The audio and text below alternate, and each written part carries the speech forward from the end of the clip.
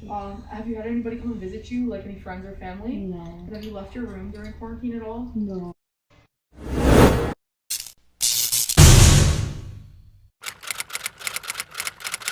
Hello! Kamusta kayo dyan mga kano? Ayun, sana kayo laging okay. And kami, okay naman. And andito kami sa Vancouver Airport.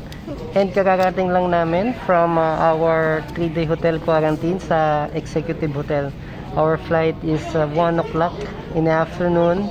And right now is 10 o'clock. So inagahan talaga namin ang check-out doon sa aming hotel papunta rito para maiwasan kung mayroon mang hassle, maagapan at magagawa agad ng paraan. And right now, eto, patambay-tambay na lang muna kami dito sa aming waiting area and mag-aantay na lang ng boarding.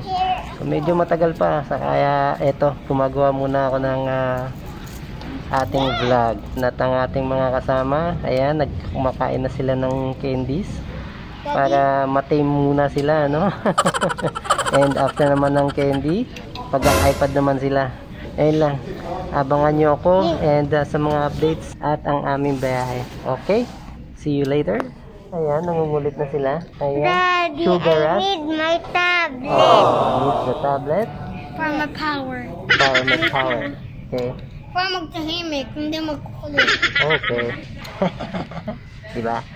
So, yun. See you. Bye-bye. So habang nag-aantay tayo ng ating flight papuntang Toronto, mamaya pang 1 o'clock, i-share ko lang yung aming experience doon sa aming hotel, sa Executive Hotel.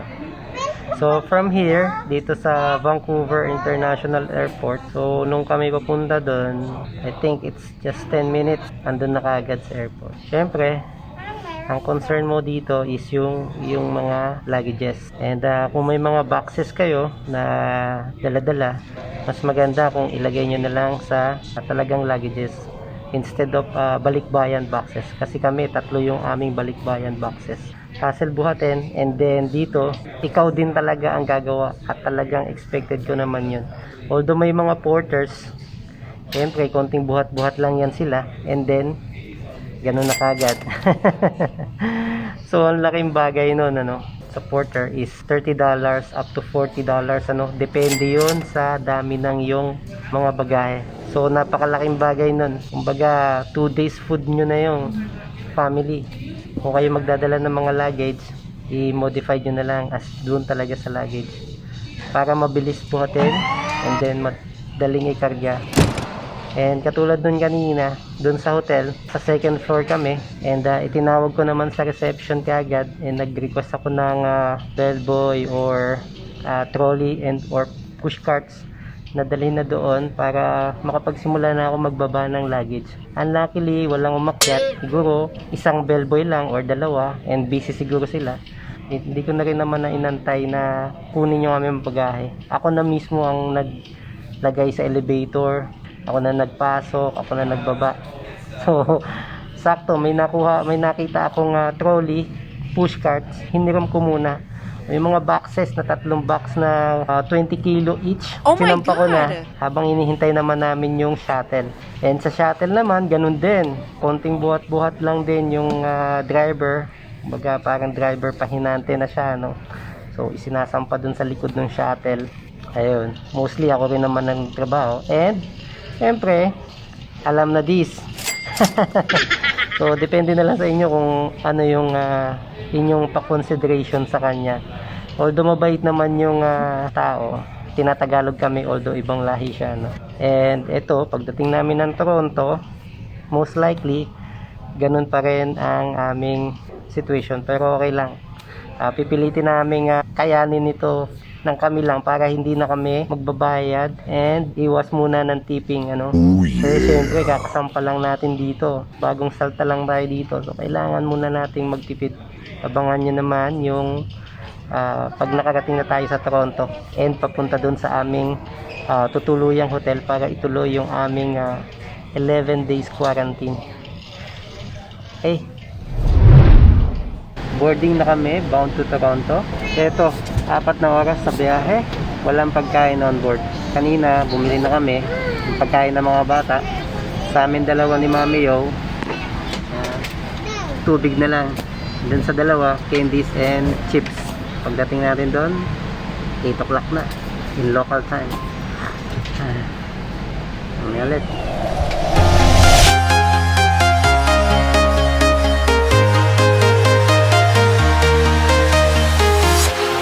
Walking alone, the streets are empty. The only thing I can see is my own silhouette. I'm getting stronger, step by step. The clock is ticking, but there's no time for regrets. Much later. Touchdown na dito sa Toronto and konting CR muna.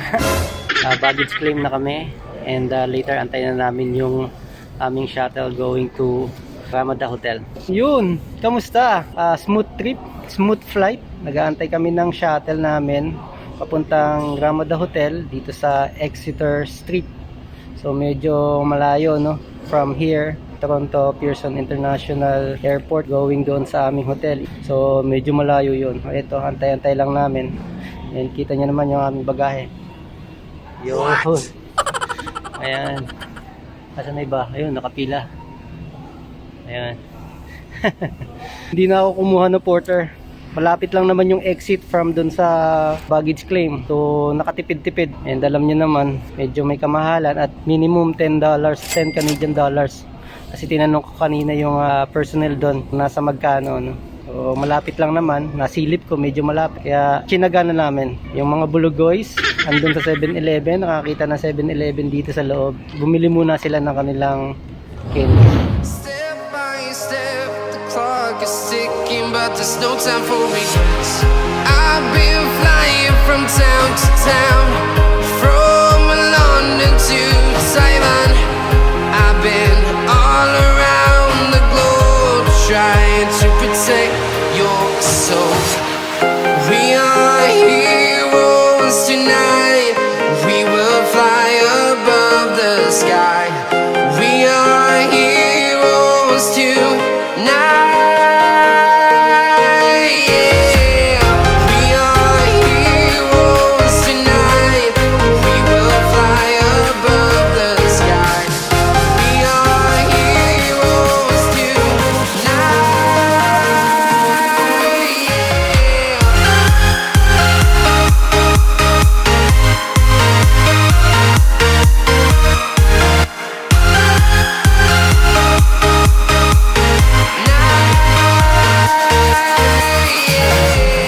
Feel like a dynamite, ready to explode right up in the sky.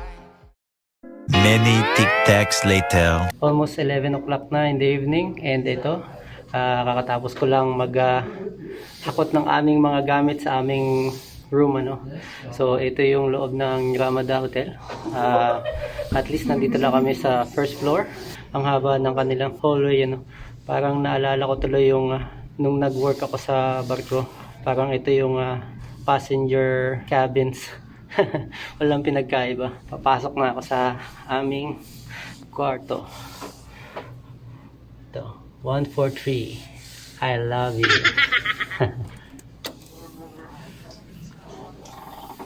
Sabay mo over? Oo. Pero mas maganda to. Doon kasi parang hindi nalilinis. Eddie, oo. Doon. Damp. Lagi siyang basa. Excuse me. Eddie, pwede? Yeah. Yung cellphone? Sobrang pagod sila sa biyahe. Ang haba ng biyahe, ang layo. 1 hour lang yun, 1.5 hour. Pero parang sobrang layo. Naka-idlip na ako't lahat. So, ito yung aming hotel room. Internet Ayan. kuyalan. So, pahinga muna kami. And, kita tayo bukas. See you. Bye. Peace. The next morning.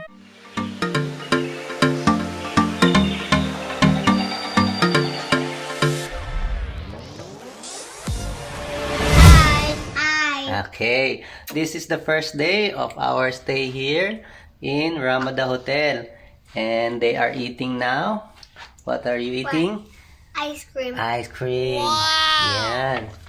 So, nag-order si Mami sa Walmart online. And they deliver it here, doon sa aming pintuan. And they have snacks. Ayan. Sour cream and onion. Ayun. I was I put my You forgot the train. No need. Ito yung hitsura ng labas. Ayan. Parang nasa expressway. Sunny day. Hindi kasi tayo pwedeng sunny day. Sunny day. Quiet. Oo, hindi kasi tayo pwedeng maglabas-labas pa. Sunny day. Sunny day. Siguro after 11 days, pagtapos na yung aming quarantine, yan, pwede na tayong maglakad-lakad hanggang sa kayang nakarin. Malaglag ka ha. Hanip pa. Ikaw din. Ito na yung SIM card from Phone Box. Shout out to you, Phone Box. Good service and good job. And this one, humingi ako ng spoon and forks. So, kasi doon, tinanggal nila yung mga baso and other things kasi nga, diba, COVID. So, they will provide it na lang yung mga ganito, mga disposable. Siyempre dito, self-service.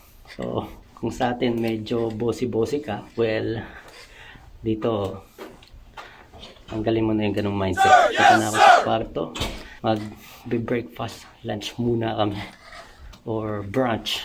Punta na natin yung mga bulugoys. Lumagpas na yata ako. Sino ba ako? Dito sa 143. Okay. See ya.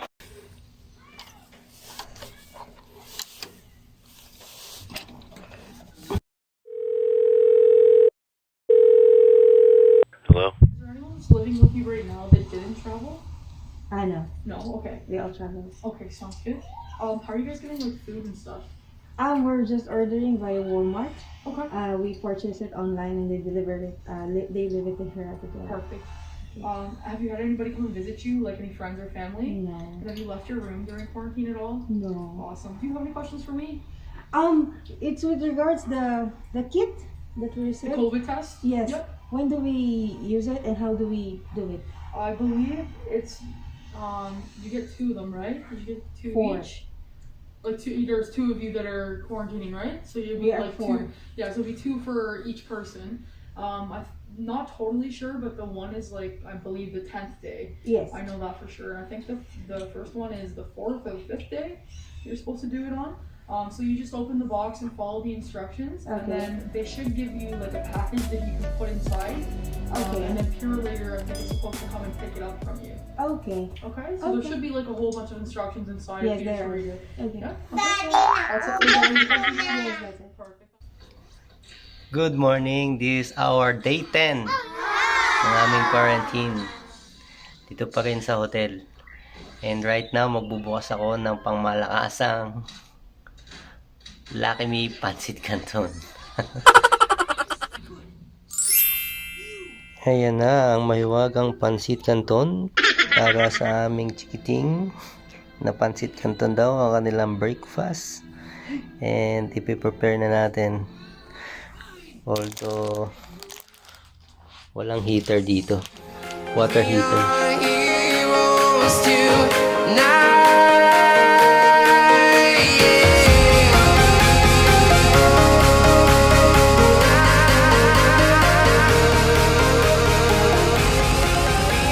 After 2 hours, nagkakita kami ng nurse.